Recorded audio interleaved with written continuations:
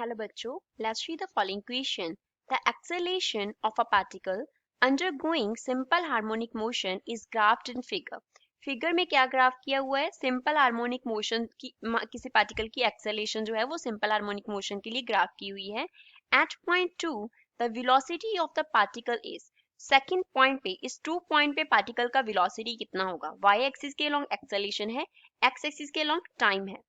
ए option 0, B option negative होगा, C option positive होगा और D option none of these, इनमें से कोई नहीं होगा. So first of all we will talk about the key concept used in the question. इस क्वेश्चन में हम क्या की कॉन्सेप्ट यूज कर रहे हैं?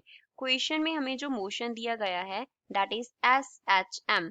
SHM का मीन्स क्या है? Simple harmonic motion.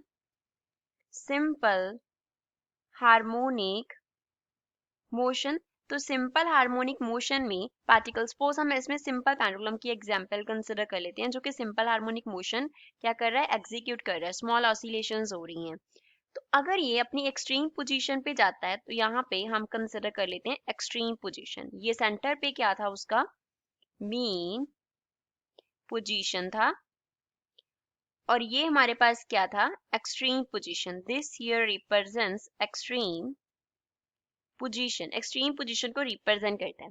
अब सिंपल हार्मोनिक मोशन में हम हुकेस लॉ अप्लाई करते हैं. Hooke's law which states that force किसके इक्वल होगा? माइनस के इंटू एक्स के इक्वल होगा. के क्या हो गया? फोर्स कांस्टेंट हो गया. एक्स क्या है? हमारा डिस्प्लेसमेंट है. एक्स जो है वो रिप्रेजेंट कर रहा है डिस्प्लेसमेंट को. डिस्प्लेसमेंट, अगर डिस्प्लेसमेंट क्या हो गया? मैक्सिमम हो गया. अगर एक्स का वैल्यू क्या हो जाएगा? मैक्सिमम. डिस्प्लेसमेंट क्या हो गया? मैक्सिमम हो गया. रेस्ट मैक्सिमम डिस्प्लेसमेंट को हम बोलते क्या है? एम्पलीट्यूड बोलते हैं. Amplitude of the oscillations. जब डिस्प्लेसमेंट मैक्सिमम होगा तो जो फोर्स उस पे एक्ट करेगा, कौन सा फोर्स है? नेगेटिव साइन का मीन्स क्या है? That the force is restoring force. तो उस टाइम पे जो फोर्स एक्ट कर रहा होगा उसका वैल्यू कितना हो जाएगा? इन मैग्नीट्यूड मैक्सिमम हो जाएगा. क्योंकि नेगेटिव साइन क्या है? वो तो रीस्टोरिंग फोर्स को रिप्रेजेंट कर रहा है. फोर्स क्या है? इन मैग्नीट्यूड के एक्स के इक्वल है. अगर एक्स के वैल्यू मैक्सिमम हो गया तो फोर्स क्या हो गया? Maximum. And we know that force किसके इक्वल होता है? Force is equals to product of mass and acceleration. Mass and acceleration का प्रोडक्ट हमारे पास क्या होता है? फोर्स होता है. अब मास तो कांस्टेंट होगा, तो अगर फोर्स मैक्सिमम है तो कॉरेस्पॉन्डिंगली क्या मैक्सिमम हो जाएगा? एक्सेलेरेशन मैक्सिमम हो जाएगा. Acceleration will be maximum. अब एक्सेलेरेशन के आगे जो नेगेटिव साइन आएगा, एक्सेलेरेशन के आगे नेगेटिव साइन आएगा, वो क्या रिप्रेजेंट करता है? कि जो एक्सेलेरेशन है, एक्सेलेरेशन को हम ए से रिप्रेजेंट कर लेते हैं. एक्सेलेरेशन ए किसकी तरफ एक्ट कर रहा है? It acts towards mean position. वो मीन पोजीशन की तरफ जो है वो एक्ट करता है. नेगेटिव साइन आता कैसे है? क्योंकि एक्सेलेरेशन को हम क्या लिखेंगे? फोर्स पर यूनिट मास लिखेंगे. तो फोर्स क्या है? माइनस के एक्स अपॉन एम के इक्वल है. तो यहाँ से हमारे पास एक्सेलेरेशन जो है वो क्या आता है? नेगेटिव आता है. Acceleration A is negative. ये किसके इक्वल है? एक्सेलेरेशन ए के इक्वल है. तो अब एक्सेलेरेशन ए जो है वो मैक्सिमम कहाँ पे आ रहा है? जब जो पार्टिकल है वो कहाँ पे है? अपनी एक्सट्रीम पोजीशन. अपनी एक्सट्रीम पोजीशन पे है.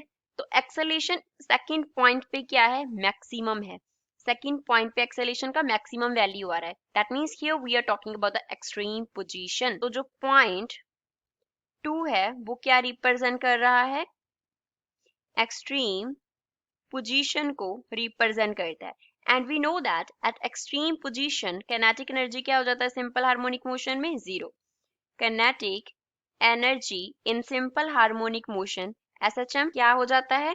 0 हो जाता है. एंड अगर kinetic energy simple harmonic motion में जिस पॉइंट पे 0 हो रहा है, दैट मीन्स उस पॉइंट पे जो वेलोसिटी होगा that will also be equals to 0. तो एक्सेलेरेशन सिंपल हार्मोनिक मोशन पे जिस पॉइंट पे मैक्सिमम है, that is at the extreme position, वहां पे काइनेटिक एनर्जी 0 है, तो वेलोसिटी भी पार्टिकल का क्या है? 0. तो गिवन ऑप्शन में से ए इस क्वेश्चन का करेक्ट आंसर है.